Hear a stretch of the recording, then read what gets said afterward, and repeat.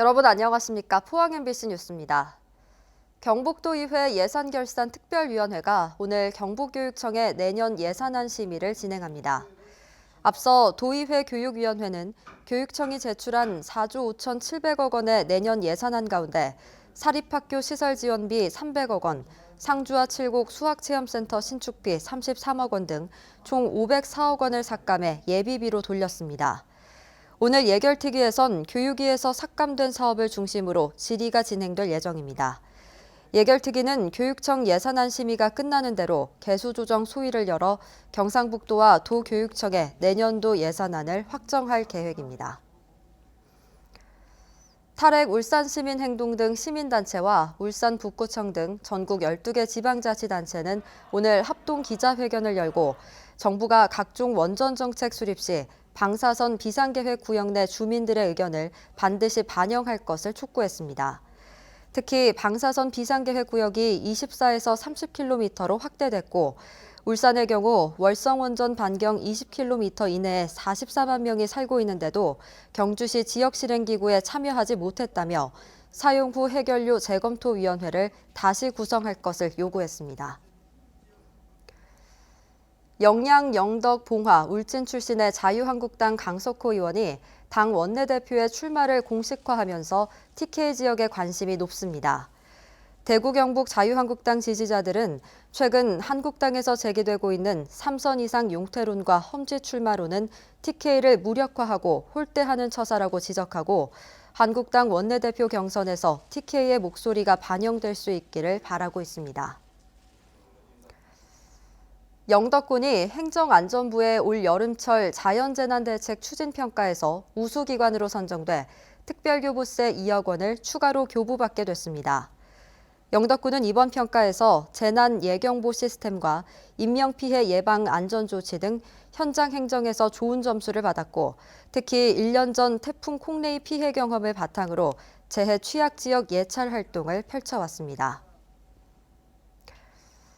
올해 과메기 원료값이 크게 오른 가운데 소매가는 지난해보다 소폭 상승해 생산 어민들이 이중고를 겪고 있습니다.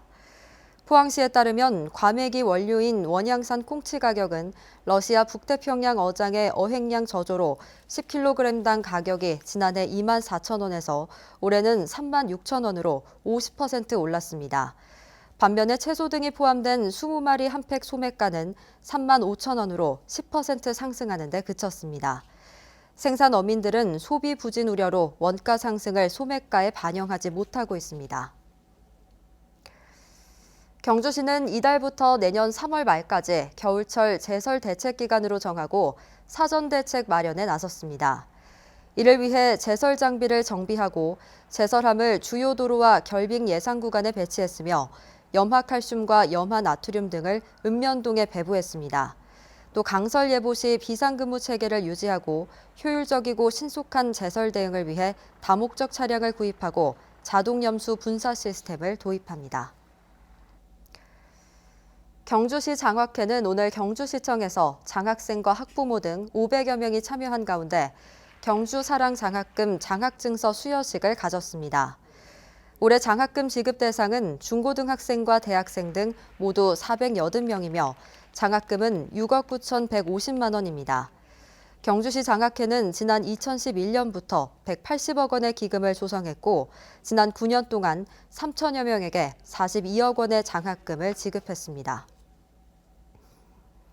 문화재 돌봄 사업 10주년을 맞아 문화재 돌봄 사업 관계자들이 경주에 모여 한 해 성과를 공유하고 발전 방안을 모색했습니다.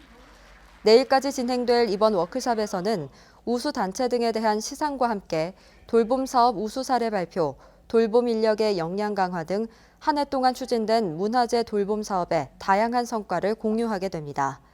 지난 2010년 5개 시도에서 시범 운영된 문화재 돌봄 사업은 현재 17개 시도로 확대된 가운데 돌봄 단체들이 전국 7,500여 곳의 문화재를 관리하고 있습니다. 문화재청은 올해 지역문화재 활용사업 290건 가운데 우수사업 25건을 선정해 시상했습니다. 도내에서는 경주 서학서원 활용사업과 경주 남산 오감 힐링체험, 영덕 가람중택 활용사업, 그리고 김천문화 조선의 품으로 등 5건이 선정됐습니다. 문화재청은 우수 사업을 추진한 지방자치단체와 주관단체에 상장과 상금을 수여하고 지역을 대표하는 관광 상품으로 꾸준히 발전할 수 있도록 내년에도 국비를 지원하기로 했습니다. 앞으로 빅데이터를 이용해서 어업용 면세유 부정수급을 적발하는 시스템이 도입됩니다. 해양수산부는 감척어선 정보와 어업정지 등 행정처분 내역과 어선별 면세유 공급 실적 등의 빅데이터를 분석해 부정수급 고위험군을 가려 단속 활동을 펼친다고 밝혔습니다. 어업용 면세유 제도는 어업인들의 출어 경비 부담을 줄여주기 위해 1972년 도입됐지만 이를 빼돌려 판매하는 등 부정수급 사례가 끊이지 않고 있습니다. 농림축산식품부와 해양수산부, 농촌진흥청 등은 사회적 경제와 연계한 농산어촌 활성화 방안을 발표했습니다. 사회적 경제는 지역 주민이 참여하는 경제활동을 통해 지역의 문제를 스스로 해결하는 것입니다. 이상으로 포항 MBC 뉴스를 마칩니다. 여러분 고맙습니다.